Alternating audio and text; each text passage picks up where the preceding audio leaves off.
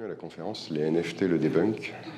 Je ne sais pas si vous avez déjà entendu parler d'NFT, si vous savez ce que c'est en général ou pas, parce que vu qu'on est un petit comité, on va faire quelque chose d'un peu personnalisé. Vous savez ce que c'est Oui, un peu, moyen, un peu. En gros, l'idée de la conférence, c'est un peu de... Je t'ai pas demandé, désolé. Je t'ai pas demandé si tu savais, je sais que tu sais. L'idée de la conférence, en fait, c'est un peu de reprendre les mythes, ou en tout cas ce qu'on peut entendre régulièrement au sujet des NFT, et un peu essayer d'analyser qu'est-ce qui est vrai, qu'est-ce qui est faux, et comment ça évolue. Parce qu'en réalité, les NFT, c'est une technologie, elle évolue depuis 5 ans, et ce qui était vrai il y a 5 ans, ce qui était vrai il y a 2 ans, ce qui était vrai même encore hier, en fait, n'est plus forcément vrai aujourd'hui, parce que c'est quelque chose qui évolue tout le temps. Donc, en fait, pour moi, c'est assez important de remettre un peu de contexte autour et de voir vers où ça va. Donc, je vais quand même faire un petit rappel sur qu'est-ce que la technologie des NFT, parce que je pense que c'est important qu'on ait une base commune. Après, analyser quelques controverses qu'on a pu entendre, qu'on a pu lire dans les journaux, prendre un peu des contrepoints. Et après, surtout échanger, parce que je pense que ce qui est intéressant, c'est de voir un peu ce que vous en savez et voir comment ça peut avancer. Donc, un NFT, c'est quoi ? En fait, les NFT, d'une manière générale, si on prend un peu de recul, c'est surtout une technologie. Il y a plein de choses derrière les NFT, et parler de NFT, c'est de parler la même chose que d'un site web. Et un site web, c'est quoi ? En fait, c'est plein de choses. Ça peut être un site vitrine, ça peut être un réseau social, ça peut être une galerie marchande. Il y a plein de choses qui sont derrière le terme site web. Derrière les NFT, il y a plein de choses aussi. Le NFT, c'est juste l'idée qu'il y a un certificat numérique, en quelque sorte, qui authentifie la propriété et que ces informations-là sont enregistrées sur une blockchain. À partir de là, on a un peu tout dit et rien dit, et donc c'est parce que c'est très général qu'on peut en entendre plein de choses aussi ultra différentes. Donc, pourquoi c'est si important ? Pourquoi on en parle ? Parce qu'en fait, ça amène quelque chose de complètement nouveau, qui est une forme de propriété numérique. Avant, on peut dire que ce t-shirt, c'est le mien, parce que j'en suis propriétaire, je l'ai acheté, et il y a un consensus dans la société qui dit que je suis propriétaire du t-shirt. Jusqu'à présent, sur tout ce qui était numérique, en fait, il n'y avait pas du tout ça. Dans le monde numérique, il n'y avait pas de consensus pour dire « je suis propriétaire de tel fichier, je suis propriétaire de telle vidéo ». En gros, il y avait des fichiers, ils peuvent être sur mon ordinateur, mais ce n'est pas pour autant qu'ils m'appartiennent, parce qu'il peut être copié-collé à l'infini, et en fait, à l'origine, on ne sait même plus qui a créé le fichier. Et pourtant, dans le monde physique, on a vraiment ce besoin d'avoir quel est l'original. Si on prend la Joconde, l'œuvre originale, a énormément de valeur. La copie, le poster, lui qu'on peut acheter à la sauvette en sortant du Louvre, n'a aucune valeur. Parce que c'est pas l'original, parce qu'il n'a pas l'histoire de l'original. Et en fait, il y a vraiment ce marquage qui est important de l'émotion que véhicule un objet. Et en fait, dans le monde numérique, il n'y avait pas ça jusqu'à présent. Et la technologie des NFT, du coup, ramène ce sentiment de propriété, ramène du coup aussi cette possibilité d'avoir une émotion qui est rattachée à quelque chose qui est plus ou moins unique. Parce que du coup, il y a des systèmes de quantité, il y a des systèmes de propriété qui s'attachent à tout ça. Et du coup, ça potentiellement génère une certaine valeur, ce qui crée des intérêts commerciaux et donc potentiellement des controverses. Mais pour rentrer un peu plus dans le détail, l'avantage en fait d'avoir des systèmes de propriété numérique, c'est que ça peut octroyer aussi des services. Et en fait, vous allez partir de j'ai ce fichier, enfin j'ai ce certificat de propriété, et ça va déclencher potentiellement l'usage d'un service. Donc ça peut être comme une clé qui va permettre d'accéder à quelque part. Un NFT, ça peut être quelque chose qui permet d'accéder à du contenu, par exemple. Un NFT, ça peut être aussi quelque chose qui va donner du service dans le monde réel. Par exemple, la NBA a fait depuis 3 ans, je crois, un service qui s'appelle NBA Top Shot. C'est un concept qu'en France, à mon avis, on comprend assez mal, d'acheter des images de dunk. En fait, quand ils mettent un panier, on peut acheter le clip vidéo qui dure 6 à 10 secondes de ce panier. Et en fait, on va pouvoir acheter la vidéo d'un panier de basket marqué. Comme si on marquait un but au foot, quoi. Et on peut acheter cette vidéo. Au début, on peut se dire à quoi ça sert. Il y a bien sûr un système de collection, parce qu'il y a énormément de collections autour du sport de manière générale. Ça commence avec les cartes Panini ou ce genre de choses. Et il y a du coup aussi de la collection là-dessus, mais derrière, il y a des usages qui se créent. Il y a une communauté de collectionneurs autour de ça, qui vont avoir accès à du contenu personnalisé pour leur club, qui vont avoir du contenu personnalisé par la NBA, et derrière même qui du coup maintenant ont accès à la billetterie gratuitement parce qu'ils ont acheté cette vidéo. Et en fait, on part d'un élément qui est numérique, mais après, il est décliné en différents services et différents usages. Et ça, en fait, on le voit dans plein de situations. Et là, j'en ai mis juste certaines. Mais en gros, il y a énormément d'entreprises qui se positionnent dans l'univers, alors soit du Web 3, ce qu'on appelle le Web 3 d'une manière générale, donc un peu tout ce qui concerne le métaverse et les NFT, mais en particulier sur les NFT. En France, peut-être qu'on connaît particulièrement Sorare, qui est une des entreprises qui a le plus réussi là-dedans en créant une plateforme un peu sur le concept de la carte Panini, donc la collection de cartes de footballeurs en quelque sorte. Et c'est une place de marché de cartes de footballeurs, sauf que la carte Panini à l'origine elle était physique, là elle est numérique. Mais sinon c'est vraiment un peu le même concept, sauf qu'ils ont rajouté tout un système de jeu autour. Il y a l'Olympia qui a fait une édition de NFT. Donc eux, pour le coup, ils n'en ont pas fait beaucoup, je crois 250, quelque chose comme ça. Mais ceux qui achètent les NFT, en fait, ont des bonus par rapport à leur ticket. Donc il y avait certains NFT qui permettent, par exemple, d'avoir un ticket gratuit sur une année. Moi, par exemple, j'en ai acheté un et j'ai le vestiaire gratuit. Donc en fait, à chaque fois, si je vais à l'Olympia, j'ai accès au vestiaire gratuitement et j'ai pas besoin de payer parce que j'ai ce NFT. Donc là encore, c'est une déclinaison d'un service. Enfin, à partir de la propriété numérique, on décline un service physique. Lacoste aussi a fait toute une série de NFT qui pour l'instant ne servent à rien. En fait, on est juste membre du groupe, du club Lacoste. Et ça ne déclenche rien d'autre que ça. Juste dire, moi j'aime Lacoste, moi j'ai le NFT de Lacoste. Mais pour l'instant, ils en ont rien fait. Ils ont des projets, ils élaborent, ils expliquent ce qu'ils vont faire au fur et à mesure du temps, mais aujourd'hui ça sert à rien. Et pourtant, des gens l'ont acheté. Parce qu'en fait, ce sentiment d'appartenance à une communauté, à une marque, est très forte. Et c'est quelque chose qui est complètement connu dans le monde physique. On peut avoir sa carte fidélité Lacoste, et en fait, c'est juste une matérialisation de ce sentiment d'appartenance. Et après, Nike, par exemple, fait énormément de choses dans les NFT, a notamment racheté une société pour 250 millions de dollars, petit investissement, pour faire des vêtements numériques. Quel est le concept de faire des vêtements numériques ?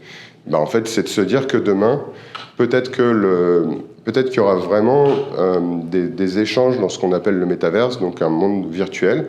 Mais dans ce monde virtuel, il sera forcément composé d'objets et les gens voudront s'habiller dedans. Donc les gens voudront mettre des baskets, les gens voudront mettre des shorts, etc. etc. Et en fait, ça se base là-dessus. Ça se base vraiment sur le concept de voir qu'il y a un monde numérique qui existe dans notre vie. Et en fait, on le voit tous les jours parce qu'on a énormément d'échanges qui passent à travers le numérique.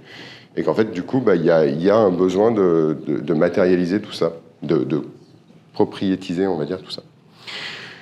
Un cas d'usage aussi concret que je voulais partager avec vous, c'est un cas d'usage qu'on a sur CalArt, donc, qui est la plateforme de NFT qu'on a qui fonctionne uniquement en euros pour simplifier tout le processus d'achat. Mais en fait, on travaille avec Média Participation, qui est en gros à peu près le leader dans l'édition de BD franco-belge. Donc ils ont Dupuis, Dargaud, Spirou, Média Participation est propriétaire du parc Spirou notamment. On a failli y aller. Et donc Lucky Luke, Gaston Lagaffe, etc. En fait, eux, ils ont un problème, c'est qu'ils ont de plus en plus de dessinateurs qui travaillent sur ordinateur.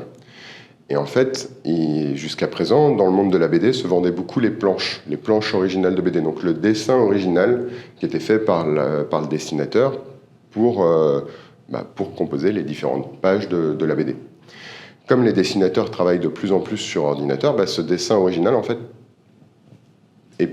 n'existe plus. Il n'a pas de version physique. Donc en fait, il se retrouve à devoir imprimer pour les collectionneurs des fichiers numériques. Et en fait, il y a une certaine incohérence de se dire, mais pourquoi, là où avant je vendais l'œuvre originale ou la litho de l'œuvre originale, pourquoi maintenant je vendrais juste une impression d'un fichier numérique? Ça n'a pas vraiment de sens, ça n'a pas vraiment de valeur, et c'est pas ce qu'attendent les collectionneurs. Ni même au final les dessinateurs, parce que la vente de planches, au final, c'est surtout quelque chose qui rémunère le dessinateur pour le coup. Et en fait, l'idée de Média Participation, et c'est pour ça qu'ils sont venus nous voir, c'était de dire, en fait, demain, on va vendre en NFT l'œuvre originale. Donc le fichier qui a été fait par le dessinateur sur son ordinateur, ça sera le fichier original qui sert pour la BD, donc ça, on pourra le vendre aux collectionneurs.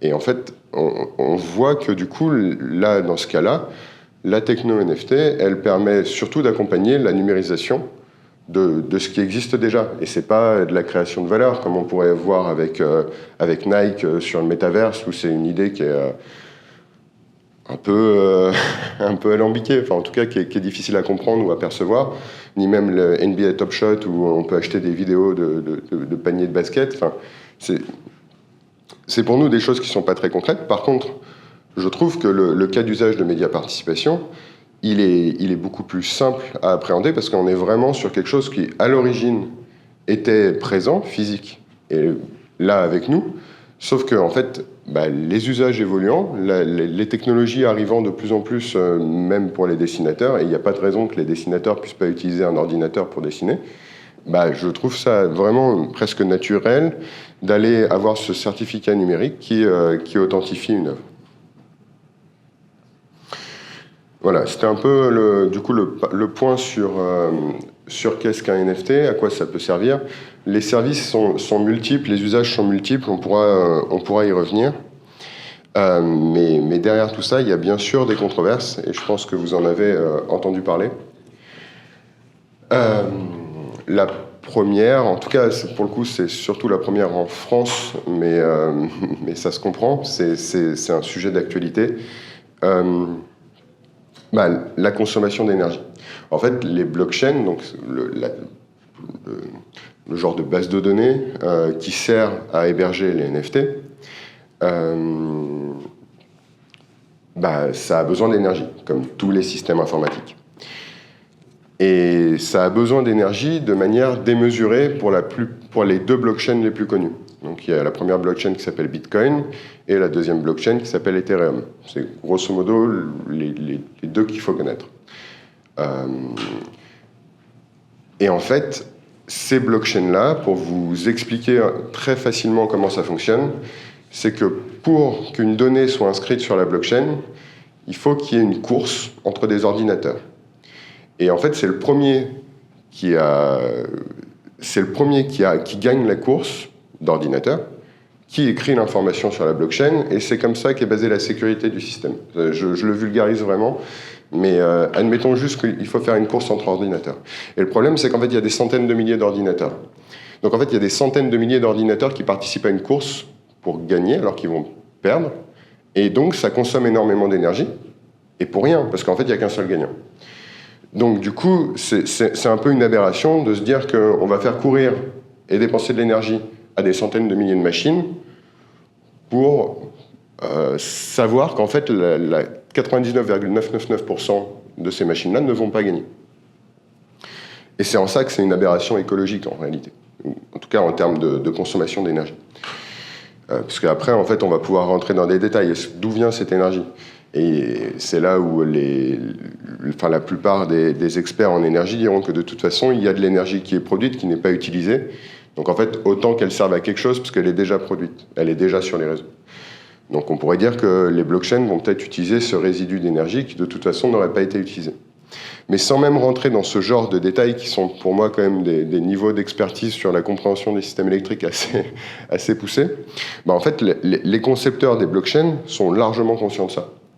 Et typiquement, nous, sur CalArt, on utilise une blockchain qui consomme 0,1% de ce que consomme, et encore je crois même pas, de ce que consomme Ethereum. Parce qu'en fait, il y a d'autres systèmes pour choisir qui va écrire le bloc et en fait assurer la sécurité de la blockchain.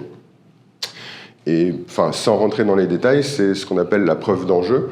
Donc c'est dire qu'on a suffisamment d'enjeux sur le fait que la blockchain fonctionne bien, donc ce qu'on va écrire est forcément bien. Mais ça, en fait, ça ne consomme pas d'énergie, parce que c'est juste, en fait, je sais pas, 100, 200, 300, 1000 ordinateurs qui se passent le tour pour écrire quelque chose. Donc en fait, ça consomme quasiment rien. Enfin, je veux dire, ça consomme moins que Twitter, ça consomme moins que YouTube, ça consomme moins que Netflix, etc., etc. Donc en fait, il y a d'autres façons de voir la consommation d'énergie. Et même, en fait, Ethereum, qui est la deuxième blockchain, au final, la plus utilisée, là, en ce moment, vraiment, ces jours-ci, là, on est le 7, donc je crois que c'est aujourd'hui ou demain, et donc il y aura une deuxième vague 7 jours plus tard, passe dans ce fonctionnement de preuve d'enjeu. Donc, en fait, même une blockchain qui était énormément consommatrice en énergie comme Ethereum passe sur un système de preuve d'enjeu qui fait qu'elle consommera quasiment plus d'énergie. Et donc, c'est en ça, en fait, que les choses évoluent. Nous, on est sur la blockchain Polygon, Polygon. C'est une blockchain en fait, qui ressemble à Ethereum, sauf que du coup, elle a intégré ce fonctionnement de preuve d'enjeu dès le début. Donc en fait, et donc derrière les blockchains, en fait, il y a souvent des fondations, des écosystèmes en fait, qui les mettent en œuvre et qui font qu'elles fonctionnent. Polygon, en fait, c'est la blockchain qu'on a choisie parce que du coup, elle fonctionnait en preuve d'enjeu, donc ce qui s'appelle le proof of stake en anglais. Et en fait, par exemple, dès cette année, ils feront de la compensation carbone par rapport à leur consommation d'énergie. C'est vraiment des choses où les fondations qui sont derrière prennent en compte l'enjeu énergétique. Et si Ethereum passe aussi sur la preuve d'enjeu, c'est justement pour correspondre à ces attentes. L'autre élément important qu'on voit autour des NFT, c'est la spéculation financière. C'est de dire, en fait, qu'il y a un système un peu pyramidal, un genre de pyramide de Ponzi, où on aurait tout intérêt à faire en sorte que les NFT soient vendus, parce qu'en fait, le premier qui vend son NFT le vendra plus cher au suivant, qui le vendra encore plus cher au suivant, qui le vendra encore plus cher au suivant, et à la fin, ça s'écroule, parce que tout le monde se rend compte que ça sert à rien. En soi, il y a plein de cas comme ça qui existent dans le monde des NFT. Il y a plein de projets. En fait, on se demande pourquoi les gens ont acheté. Parce que, en fait, il y a un point de départ à tout ça qui est que c'est rare. Et en fait, il y a quand même un adage qui dit ce qui est rare est cher. Et ce qui existe avec les NFT, c'est qu'on contrôle la rareté. On sait qu'il y a, par exemple, dans le cadre des CryptoPunks ou des board apps, une quantité. Donc ça, c'est des projets très connus de NFT, qui sont pourtant pas incroyables en termes d'image, simplement. On sait qu'il n'y en a que 2000 ou 10 000. Et en fait, ces produits-là deviennent des marques. Dire qu'on a un board app, dire qu'on a un CryptoPunk, c'est comme dire j'ai acheté une Lamborghini, j'ai acheté une Rolex. Ça classifie un type de personnalité au final. Et on veut faire partie d'un groupe. Et en fait, du coup, le billet d'entrée pour faire partie de ce groupe est cher. Et en théorie, le groupe a tout intérêt à faire en sorte que son billet d'accès dans le groupe devienne de plus en plus cher. Donc il y a une forme, effectivement, d'évolution de la monnaie, d'évolution de la valeur du NFT par rapport à la rareté intrinsèque. Après, ça, c'est des choses qu'on voit partout.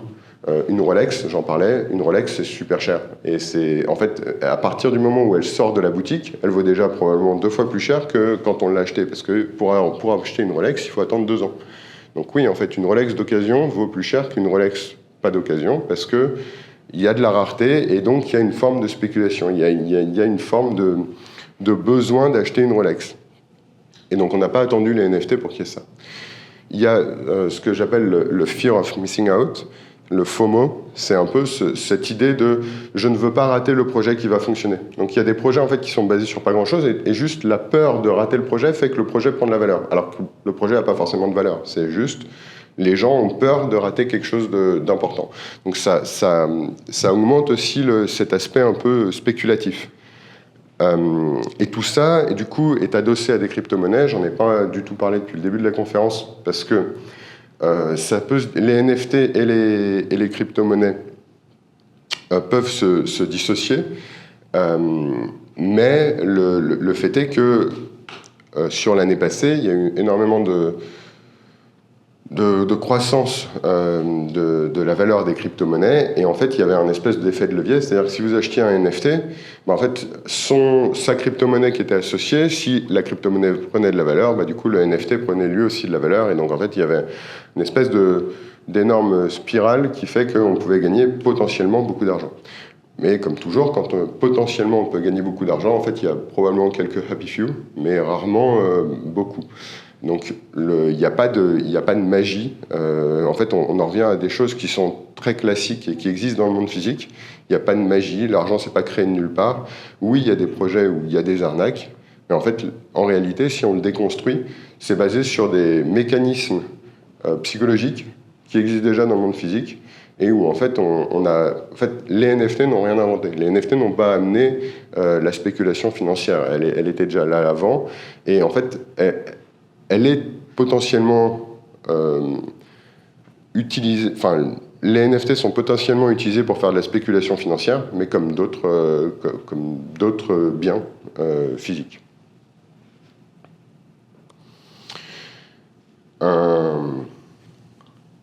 Un autre sujet, nous en tout cas, qui nous tient particulièrement à cœur chez Utip et CalArt, c'est le vol d'œuvres, ou tout ce qui pourrait être des atteintes au droit.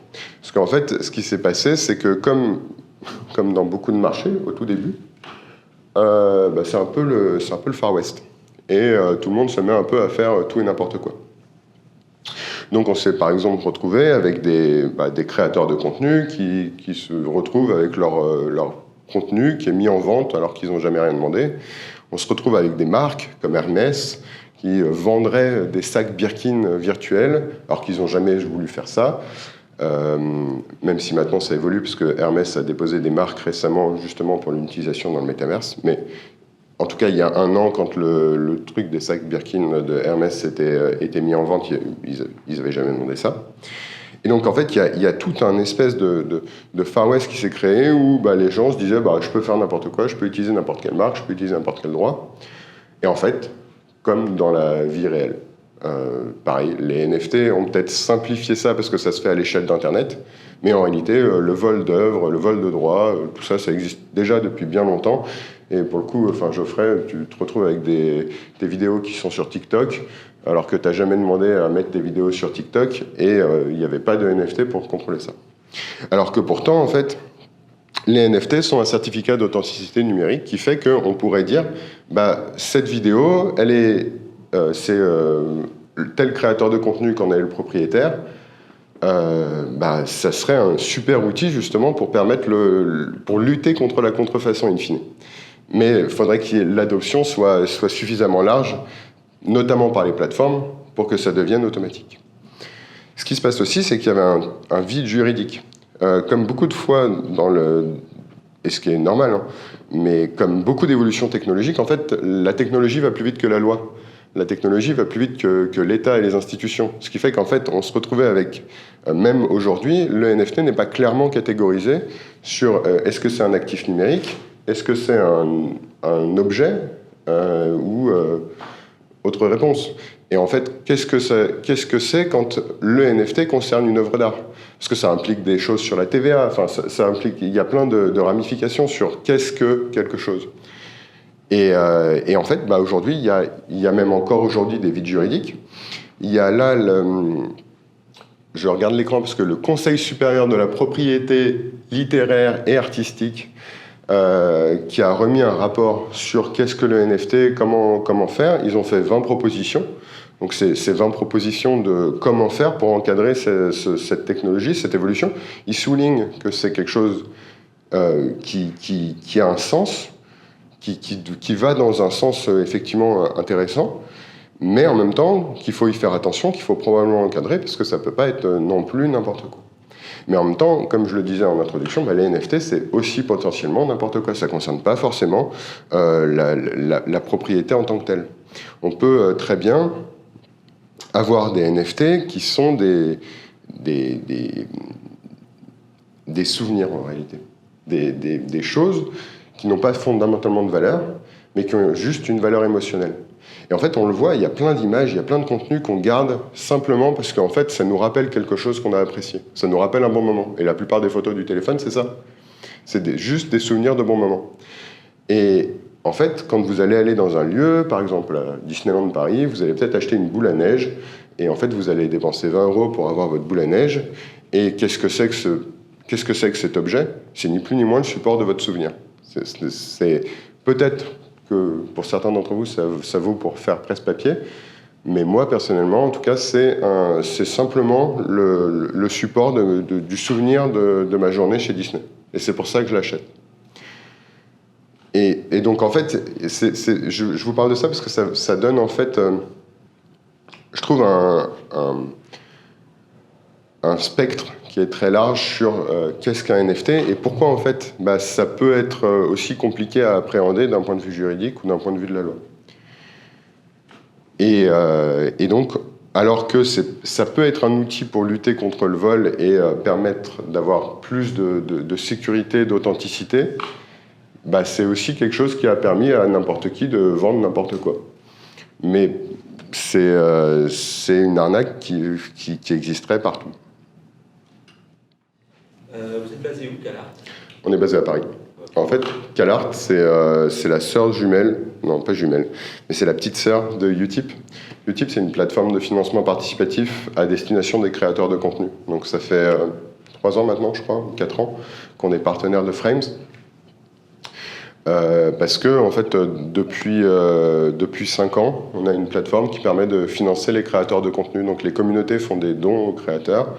Elles peuvent acheter des produits, on peut faire des systèmes de dons en live avec des alertes, etc. Donc, à l'origine, en fait, on est... la plateforme Utip vit toujours, la société est la même. On a juste vu l'essor des NFT et on croit vraiment, en fait, que les NFT peuvent être aussi une source de revenus, au final, pour les créateurs. Parce qu'en fait, on parle de créateurs de contenu. Je trouve que c'est un mot qui est très timide et presque un peu... Déjà, presque dans le mot, je trouve qu'il y a une forme de syndrome de l'imposteur, où en fait, pour moi, on pourrait très bien dire que les créateurs de contenu sont des artistes, et en fait, ils auraient le droit de vendre leurs œuvres. Et en fait, pourquoi est-ce que jusqu'à présent, il n'y avait pas de vente d'œuvres de créateurs de contenu? Certainement parce qu'en fait, il n'y avait pas de moyen de les matérialiser et de les mettre en avant. Donc en fait, on est un peu parti de ce constat-là, et on a vu les NFT comme une possibilité d'être rémunéré pour le travail qui est fourni comme n'importe quel artiste. Parce qu'on ne demande pas à un peintre pourquoi tu vends ta peinture. Je la vends parce que j'en ai besoin pour vivre. Et pourquoi est-ce qu'un créateur de contenu n'aurait pas le droit de vendre sa création comme n'importe quel autre artiste? Voilà. Enfin, du coup, j'ai un peu élargi la question, mais... Sur la certification,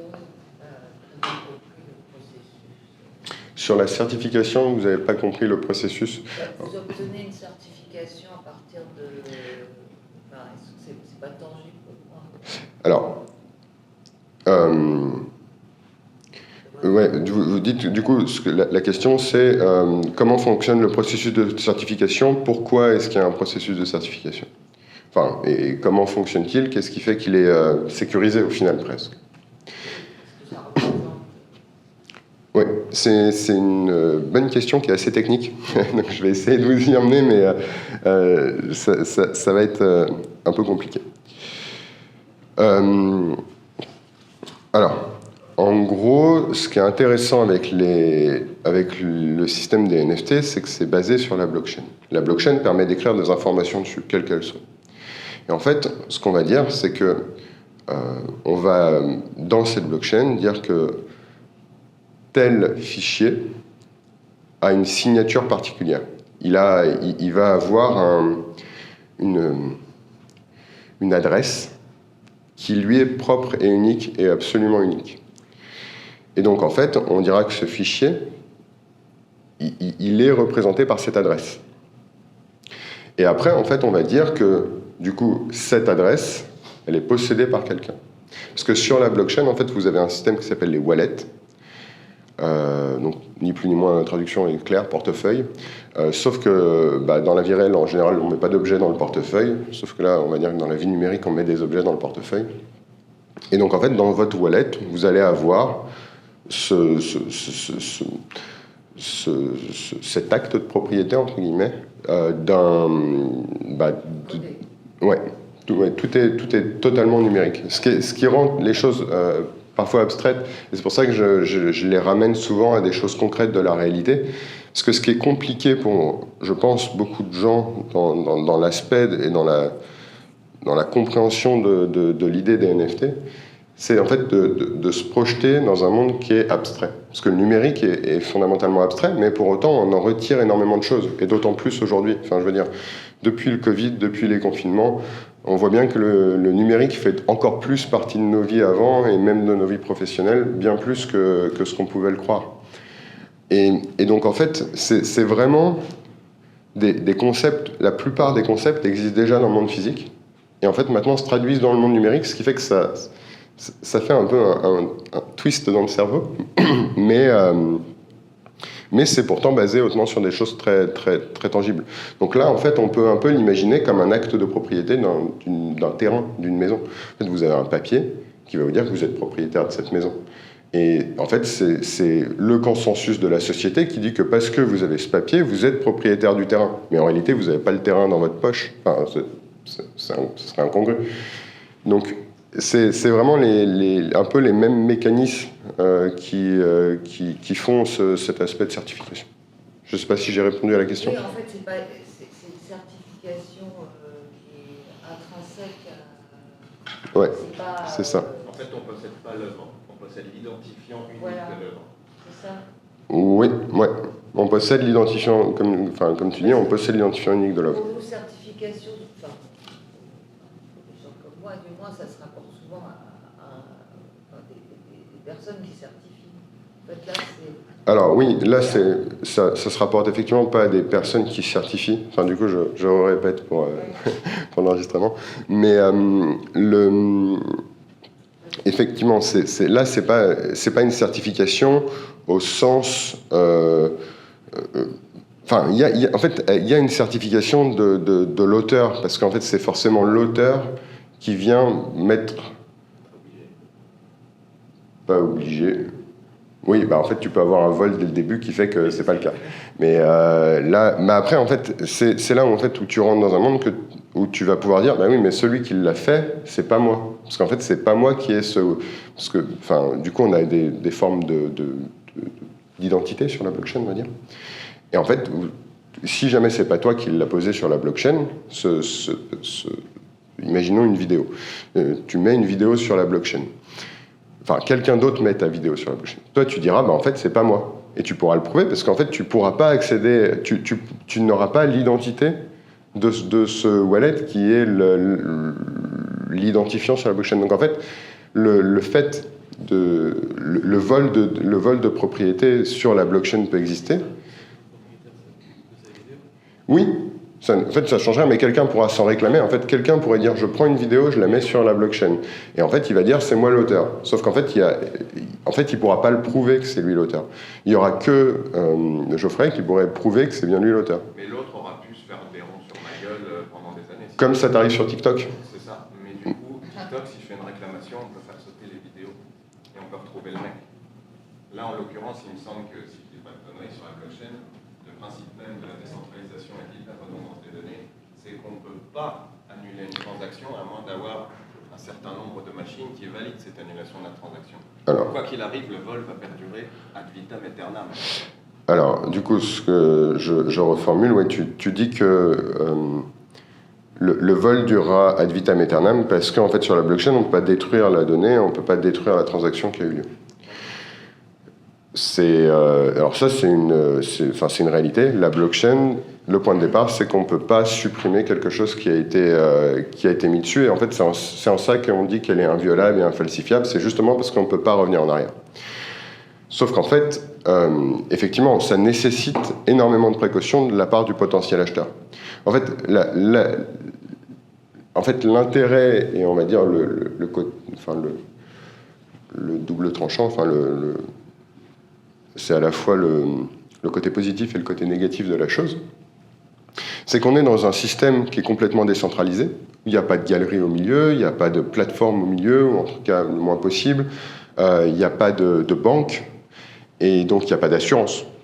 Et donc en fait, non, c'est la vision du truc. Après, il y a bien évidemment des plateformes au milieu, mais le but, et ce qui fait qu'en fait c'est dangereux, et par exemple nous sur CalArt c'est quelque chose qu'on prend au sérieux, c'est qu'on contrôle les œuvres qui sont mises en vente sur la plateforme. Et on fait en sorte que les œuvres qui sont mises en vente sur la plateforme, on s'assure du propriétaire de l'œuvre.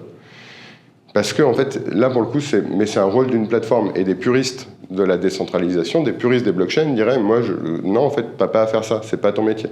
Le but de la décentralisation, c'est de dire que chacun est responsable de ce qu'il fait. Et qu'il n'y a pas d'intermédiaire pour aller contrôler ça. Donc oui, un petit filou pourrait dire, en fait, moi je vais prendre la vidéo de Superflamme, je vais la mettre en vente, et je vais me faire beaucoup d'argent, en fait, sur le dos de la création de quelqu'un d'autre. C'est possible. Et en fait, qu'est-ce qui fait que ça se produit pas ? Parce que l'acheteur, en théorie, il fait attention. Et l'acheteur, il va pas aller acheter un truc n'importe n'importe comment. On a eu quand même énormément de cas de vol avec des gens qui sont des dizaines, voire des centaines de milliers de dollars sur la base d'œuvres créées par d'autres artistes. Et on se rend compte du vol des années plus tard. C'est trop tard. Alors, pour redire ce que tu dis, il y a effectivement des cas où il y a des vols qui sont faits et on s'en rend compte des années plus tard, et c'est malheureux. Et même des contrefaçons qui sont vendues, enfin là pour le coup je parle dans le monde réel, il y a des contrefaçons qui sont vendues, même des sacs Louis Vuitton qui sont vendus, et les gens en fait soit s'en fichent et achètent volontairement une contrefaçon, soit en fait ils croient et se font arnaquer. Mais encore une fois, les NFT n'ont rien inventé. Et Vuitton luttera depuis des années et dépense des millions depuis des années pour lutter contre la contrefaçon. C'est juste que par contre, là, ça touche un nouveau public et ça touche à une autre échelle. Oui. Est-ce que c'est pas plutôt la trace du vol qui va rester indélébile et on peut faire un transfert de propriété si la justice a les moyens de prouver qu'il y avait eu vol? C'est technologiquement impossible. Non, c'est faire un non mais pas non sur ce que vous voulez dire, sur peut-être la façon dont j'ai... Si la justice, par exemple, parce que moi je vais avoir des questions importantes pour moi importantes sur le côté justice et droit du numérique.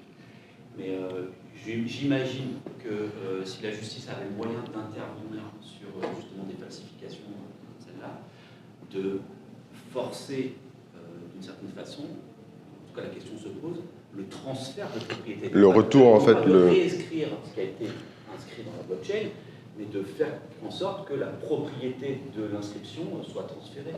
Oui, alors ça pour le coup c'est possible. C'est de dire qu'en fait il y a une première transaction qui va dans un sens et une deuxième transaction qui va dans l'autre. C'est pas ça pour le coup. Par une autorité centralisée. Et le problème en fait c'est que ça serait ça. Et en fait ça du coup c'est ça qui n'est pas possible pour le coup. Parce que du coup le but de la blockchain c'est de dire que seul le propriétaire du wallet peut faire une action. Donc après, il pourrait être contraint par la justice d'une certaine manière de rendre quelque chose. Ce qui doit exister peut-être dans le monde physique, j'imagine, où quand on fait un vol, en fait, on est obligé de rendre l'objet qu'on a volé. Peut-être. Aujourd'hui, quand il y a des vols de crypto, typiquement, avec tous les scams qu'il peut y avoir là-dessus, on attend que ça repasse en fiat, donc en monnaie standard, pour voir justement que la justice intervienne, et après, c'est là où ça peut se passer, parce que du coup, avec les transferts de wallet en wallet, les accumulations, ça... Mais alors du coup, ma question, parce que, ok, ça veut dire que c'est pas encore, ça fait partie des vides juridiques que vous avez évoquées. Okay. En tout cas, à ma connaissance. Parce que, alors, pour le coup, il y a un truc, c'est que je suis pas avocat et que, du coup, il y aurait pu y avoir une avocate aujourd'hui, mais elle n'a pas pu se déplacer. Mais à ma connaissance, aujourd'hui, je ne sais pas, effectivement, moi, je ne sais pas comment ça se passe, ce point-là en particulier. Donc, vous ne savez pas particulièrement si, pour l'instant, il y a, au niveau national, peut-être pas, européen, ou sur dans d'autres pays, commence à y avoir des jurisprudences là-dessus, ou si c'est juste un vide en fait, les jurisprudences là-dessus, elles sont assez claires. C'est qu'en fait, on retombe sur des qualifications de droit classique, où en fait, il y a un droit à la propriété et des atteintes au droit à la des atteintes aux droits d'auteur ou ce genre de choses. En fait, ce qui encadre, nous, la façon dont on fait les NFT, on les encadre avec des conditions générales de vente. Parce que c'est comme ça, en fait, c'est le cadre des accords de Berne, si je dis pas de bêtises, qui est en fait l'accord qui régit dans 179 pays le droit d'auteur et en fait les dispositions de la propriété intellectuelle. Et en fait, quand il va y avoir une atteinte à la propriété intellectuelle, en fait, c'est jugé dans ce cadre-là. C'est jugé dans un cadre qui existe déjà pour le coup. Et c'est un cadre qui s'applique très bien au monde du numérique et il n'y a pas de problème avec ça. Donc, je pense que ce qui se passe aujourd'hui, c'est que dans un monde où on porte atteinte à une marque, par exemple, si je reprends le cas des sacs Hermès Birkin qui avaient été mis en vente, je crois que c'était à peu près il y a 1 an, la marque a porté plainte. Et en fait, derrière, le grand jeu, par contre, effectivement, c'est que les blockchains étant pseudonymisées, c'est-à-dire qu'on sait pas, en fait, on sait toutes les opérations faites par une personne, c'est toujours la même personne. Donc on sait identifier une entité, mais par contre on ne sait pas forcément qui est derrière. En fait, par contre, là, effectivement, quand il se passe des choses comme ça, c'est compliqué d'aller trouver quel est l'auteur dans la vie réelle. Quelle est la personne qu'on doit poursuivre, quelle est la personne qui va devoir payer pour ça. Et c'est ce que vous disiez, en fait, en général, on attend que l'argent sorte. Parce que ce qui se passe dans une blockchain, c'est que tout est tracé. Donc en fait, on va savoir qu'à un moment donné, si une personne a fait, je sais pas, 1 bitcoin, je dis n'importe quoi, des chiffres au hasard, prenons un cas plutôt réel, mais 1 Ether en vendant un truc où on n'en est pas, ou alors qu'on n'en était pas l'auteur, en fait, quand il va sortir l'argent, quand il va vouloir récupérer son argent, là, on va pouvoir le poursuivre. Ou quand il va avoir des utilisations de cet Ether qui vont permettre de l'identifier, là, on va pouvoir le poursuivre. Et c'est justement tous les enjeux légaux qui se produisent en ce moment. Et il y a toute une controverse autour de ça, là, pour le coup, du point de vue de la blockchain, parce que dans la blockchain, les perfectionnistes, les puristes de la blockchain diraient mais oui, mais tout doit être décentralisé, on ne doit pas pouvoir être identifié, on ne doit pas pouvoir connaître notre identité. C'est un peu le jeu de la blockchain. Et en même temps, derrière, il y a les États, il y a les autorités de régulation qui disent non, moi je veux savoir qui est derrière tel truc. Donc en fait maintenant, toutes les plateformes, ce qu'on appelle des exchanges, mais toutes les plateformes qui permettent de convertir des crypto-monnaies par exemple en fiat, donc en monnaie fiduciaire, doivent faire des KYC. Donc KYC, c'est Know Your Customer, donc doivent contrôler la carte d'identité de la personne qui récupère l'argent. Donc en fait, il y a des mécanismes légaux, institutionnels, qui se mettent en place justement pour aller contrôler ça et favoriser le fait qu'on retrouve la personne qui a fait un méfait. Du coup, je ne sais pas si j'ai à peu près répondu à la question, mais... Il manquait un petit bout, c'était de savoir finalement si vous avez des connexions avec justement les évolutions juridiques et si vous travaillez là-dessus. Et je pense en particulier peut-être à des entités qui travaillent sur les évolutions du droit numérique. Il y a à la fois des associations, il y a des laboratoires de recherche en droit, etc. Est-ce que vous avez des Totalement. Alors la question c'est est-ce qu'on a des connexions avec ces évolutions juridiques d'une manière générale. Je vous citais le CSPLA. Moi, j'ai été auditionné par le CSPLA et mon nom figure dans le rapport parce que j'ai été auditionné. Et en fait, on construit ça justement. Oui. Il y a vraiment tout un... Il y a des avocats qui sont spécialisés dans le Web3 d'une manière générale, plus particulièrement dans les NFT. Ingrid, l'avocate qui aurait pu venir, est en fait membre avec moi de la NFT Factory. La NFT Factory, en fait, c'est une entreprise qui est en charge justement en fait de participer à l'essor des NFT en France, et en tout cas de l'accompagner. Et dedans, il y a des juristes, il y a des avocats, il y a des gens dont c'est le métier justement d'analyser les lois existantes et en même temps de prévoir le cadre pour le futur. Moi, j'avais une question sur les royautés. Royalties ? Ouais. J'en ai pas parlé. Ouais, pardon. Droit de royauté, oui. Et du coup, si c'était un usage très répandu, au-delà de la vente, de la cession classique normale de NFT, donc un créateur vend sous un ou plusieurs NFT son œuvre numérique. Après, il y a des reventes, évidemment. Et donc, on peut potentiellement attacher à ce NFT autant de royauté que de cession. Et comment c'est géré, et est-ce que c'est gérable, et est-ce que c'est un usage très rapide? Alors, du coup, la question porte sur les... Enfin, ouais, parce que le terme technique, c'est royalties, mais du coup, les royautés et le fait qu'en fait, lors d'une transaction, on verse de l'argent au créateur de l'œuvre. Enfin, en général, c'est... Et après, au premier détenteur de NFT qui revendent, et comme ça, à l'infini, quelque part. Ouais. Et en fait, oui, c'est très commun. C'est particulièrement commun dans le monde de l'art parce que c'est historiquement quelque chose qui se fait dans le monde de l'art, mais qui est difficilement applicable. Parce qu'en fait, on ne peut pas aller vérifier. L'artiste ne peut pas aller vérifier auprès de son premier acheteur. Toc, toc, toc, bonjour, est-ce que tu as toujours l'œuvre? Et ainsi de suite, c'est pas possible. Sauf que comme sur la blockchain, tout est tracé. Et comme en fait, ce qui permet de faire ces NFT, en fait, c'est des bouts de code. En fait, le bout de code peut automatiquement aller verser toujours de l'argent au créateur. Donc toujours de l'argent à l'artiste. Donc c'est quelque chose de très commun. Et même si on prend les collections les plus connues comme Bored Ape ou CryptoPunk, en fait c'est quelque chose qui a été inscrit de base aussi. Et c'est en ça que maintenant ça vaut énormément d'argent parce que derrière l'entreprise qui avait créé les NFT à l'origine continue de percevoir, je ne me souviens plus du pourcentage, mais en général c'est entre 1 et 10%. Ce qui fait un sacré fourchette, mais bon, c'est dans ces ordres-là. En fait, l'entreprise continue de percevoir 1 à 10% de la valeur des échanges. Ce qui aussi favorise la spéculation, parce que si à chaque fois, en fait, 10% de la valeur est rétrocédée à l'artiste initial ou à l'entreprise initiale, en fait, ça favorise la spéculation, parce que, en gros, ça veut dire qu'il faut toujours revendre 10% plus cher. Et donc ça, c'est inscrit dans les CGV. Alors, c'est d'une part inscrit dans les CGV associés. Enfin, nous, là, je parle de la plateforme CalArt. Pardon pour le micro. Mais je parle de la plateforme CalArt. Nous, c'est inscrit dans les CGV, oui. Et c'est des CGV qui sont associés au NFT. Donc, en fait, chaque NFT a ses propres CGV. Et en fait, on a du coup un cadre légal comme ça qui suit le droit français. C'est pas le cas, malheureusement, de manière générale. Et en fait, c'est le problème, c'est qu'en fait, il faut qu'il y ait des CGV associés à une vente pour qu'elle soit, on va dire, dans les clous. Et c'est pas toujours le cas. Mais après, par contre, le système de royauté, d'une manière générale, lui est basé sur du code. Donc en fait, le code dit, quand tu exécutes une transaction et que tu reçois un Ether, en fait, tu dois donner 10% à celui qui l'a créé au début. Et du coup, c'est du code. Pareil, c'est inviolable et infalsifiable.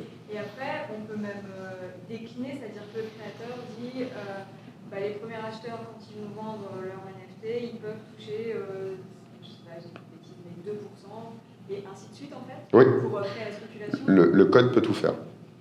Donc en fait, on peut imaginer n'importe quoi. On pourrait imaginer un système où l'artiste récupère 99% de la transaction s'il le veut. Et c'est possible. Techniquement, c'est possible. Est-ce que c'est intelligent? C'est autre chose. Mais techniquement, c'est possible. Ou dire que, et ça pour le coup, ça se fait, 10% va à l'artiste et 10% supplémentaire va à une fondation. Parce que, du coup, ça permet de financer une association caritative ou ce genre de choses. Et derrière, en fait, même, on peut aller encore plus loin en disant que, vu que c'est que du code, on peut faire des histoires de royauté avec de l'argent, etc. Mais en fait, on peut aussi faire des systèmes de vote. Et en fait, détenir un NFT, c'est potentiellement aussi un outil qui permet de voter dans une décision, là aussi numérique.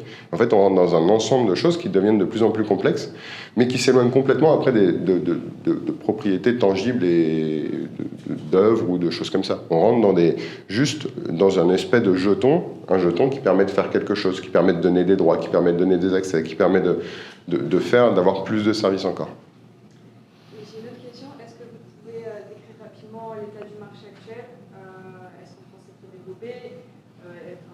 J'imagine qu'on est un peu en retard par rapport au marché américain et asiatique, mais qu'est-ce qui se développe en France? Quels sont les secteurs qui se développent? Alors la question c'est du coup quel est l'état du marché en France? Et en fait, la question en retour, c'est sur quel aspect? Est-ce que c'est sur l'aspect artistique? Est-ce que c'est sur l'aspect des plateformes, des services? En fait, là. Est-ce qu'il y a un usage? Alors, est-ce qu'il y a un usage en France des NFT?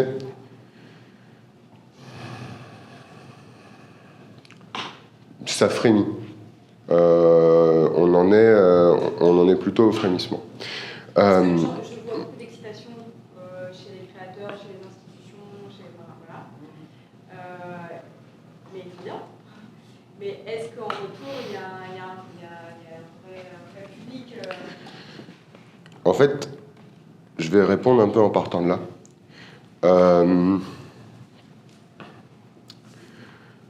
Lacoste, marque française, ils ont fait 10 000 NFT où en fait on a une image d'un crocodile. Je vous disais, ça ne servait à rien, mais les 10 000, ils coûtaient 80 €, je crois, aux alentours de 80 €. Ils ont été vendus en 24 heures, même pas. Olympia, le NFT coûtait autour de 250 €, 250 NFT, vendus avant même le début de la vente. Donc, ils ont vendu, la vente a duré, je crois, 1 heure, même pas, parce que tout était déjà prévendu. Adidas, alors ça pour le coup c'était plutôt sur le marché américain, mais je crois qu'ils ont fait 10 ou 20 000 des NFT, ils ont tout vendu en un éclair. Ubisoft, par contre, a essayé de faire des NFT, ils se sont pris une raclée. La plateforme qui voulait mettre en œuvre pour faire des NFT, ça a été un échec complet. Elle a été complètement rejetée par le monde du jeu vidéo, alors que dans le monde du jeu vidéo, il y a pourtant beaucoup d'intérêt à avoir des NFT. Parce qu'aujourd'hui, si dans Fortnite, vous achetez un skin, donc juste un habillage de votre personnage qui est propre à Fortnite, en fait, vous allez dépenser autour de 10 €, disons. Et en fait, ces 10 € là, ils ont été donnés à l'éditeur de Fortnite, et jamais plus rien vous ne pourrez rien faire d'autre que dire un jour peut-être que je revendrai mon compte, mais vraiment mon compte en entier. Mais vous ne pourrez pas dire, en fait, je vais revendre juste mon skin, je vais revendre juste mon habillage. Parce que ça, derrière, en fait, c'est dans les bases de données de Fortnite. Tu n'es pas obligé d'utiliser des NFT pour faire ça? Bien sûr que si. Non, il y a plein de jeux qui font déjà des transferts d'objets virtuels. Tu peux le faire dans World of Warcraft, par exemple. Dans World of Warcraft, tu peux effectivement, c'est un bon point. Parlant, il n'y a strictement aucun intérêt, même en tant qu'éditeur de jeu, si c'est uniquement pour un échange au sein de ton propre système à toi. Mais en fait, con de faire ça. mais justement, en fait, tu dis que c'est complètement con, donc je reprends ton terme. C'est complètement con de faire en sorte que ce soit dépendant de ce seul et unique éditeur et de la volonté de ce seul et unique éditeur qui t'impose la valeur de la monnaie de l'échange. En fait, fondamentalement, tu donnes les clés à l'éditeur et même en fait, in fine, la seule et unique, c'est lui qui doit décider si tu peux le faire.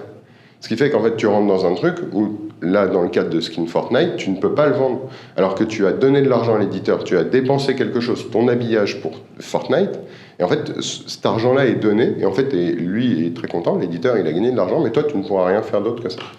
Mais juste pour revenir à la question, du coup, Ubisoft, par exemple, dans le jeu vidéo, les NFT n'ont pas du tout fonctionné. Universal Music a essayé de faire un groupe de musique basé sur des NFT. J'ai pas bien compris et je sais honnêtement pas ce que ça donne. Sora, levée de fonds de 600 millions d'euros, une des plus grosses levées de fonds en 2021.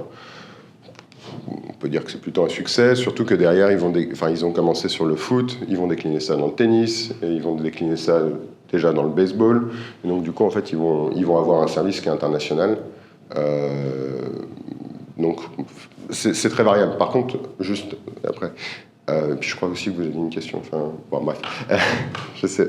Il reste 5 minutes. Par contre, en ce moment, l'état du marché est morne. D'une manière générale, il y a eu beaucoup plus de transactions sur l'année passée que sur l'année en cours. Il y a une forme de contraction. Il y a la valeur, notamment des crypto-monnaies, qui est en baisse. Et donc, en fait, ça ralentit les échanges. Néanmoins, ce qu'on voit, c'est que les échanges sont moins ralentis que dans le marché des crypto-monnaies. Et du coup, quand je dissocie volontairement et quand je parle très peu des crypto-monnaies au cours de la conférence, c'est volontaire parce que, en réalité, on se rend compte que ça devient des choses qui sont de plus en plus distinguées et qu'il y a pas de, il y a des liens. En fait, oui, c'est hyper corrélé, mais en réalité, on se rend compte que typiquement le marché des NFT est moins ralenti que le marché de la crypto-monnaie. Et la valorisation des NFT s'effondre moins que la valorisation des crypto-monnaies. Donc en fait, il y a des corrélations, parce qu'il y a une forme d'interdépendance dans la plupart des cas d'usage, mais il y a aussi des NFT, j'en ai pas là, qui peuvent être donnés. Et c'est une expérience que, si vous voulez, on peut faire. Nous, en fait, avec CalArt, on a un système pour donner des NFT, et si à la fin de la conférence, vous voulez, vous me donnez votre adresse email et je vous envoie un NFT de Frames. Donc juste une photo qu'on a prise, et en fait, vous recevrez un email et vous pourrez démarrer votre aventure dans les NFT. Du coup, il n'a pas posé de question encore, mais je crois que vous en aviez une. On va finir avec ça. Non, ce que je pourrais réagir à votre question, c'est que le marché aujourd'hui des cryptos, sa valeur, c'est 1000 milliards de dollars. Et la seule chose qu'on peut acheter pratiquement avec des cryptos, c'est des NFT.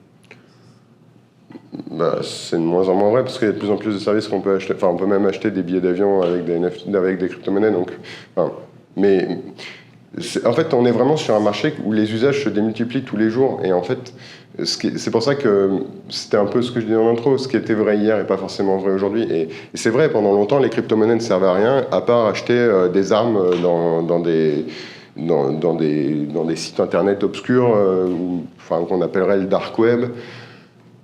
C'est vrai. C'était vrai. Et c'est plus aussi vrai, et au fur et à mesure que le temps passe, maintenant, la crypto-monnaie a une valeur légale, je crois, au Venezuela, ou au Salvador. Je ne suis pas assez bon en géographie en Amérique du Sud. Mais en fait, et là, en fait, ça devient une monnaie, du coup, qui a une valeur officielle. Et donc, ce qui était vrai il y a 6 mois n'est plus vrai aujourd'hui, et les usages se multiplient.